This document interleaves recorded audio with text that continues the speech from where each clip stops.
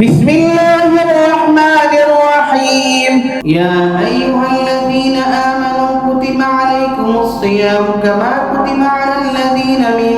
قبلكم لعلكم تتقون أياما معدودات فمن كان منكم مريضا أو على سفر فعدة من أيام أخر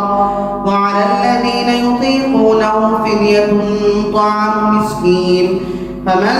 تطوع خيرا فهو خير له وأن تصوموا خير لكم إن كنتم تعلمون. شهر رمضان الذي أنزل فيه القرآن هدى للناس وبينات من الهدى والفرقان فمن شهد منكم الشهر فليصم ومن كان مريضا أو على سفر فعدة من أيام أخر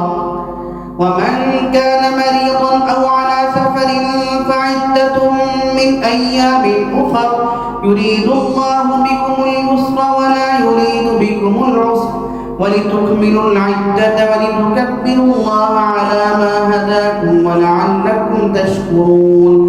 وإذا سألك عبادي عني فإني قريب أجيب دعوة الداعي إذا دعان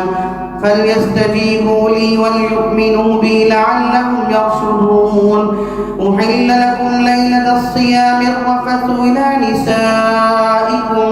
هن لباس لكم وأنتم لباس لهن علم الله أنكم كنتم تختارون أنفسكم فتاب عليكم وعفى عنكم فالآن باشروهن وابتغوا ما كتب الله لكم وكلوا واشربوا حتى يتبين لكم الخيط الأبيض من الخيط الأسود من الفجر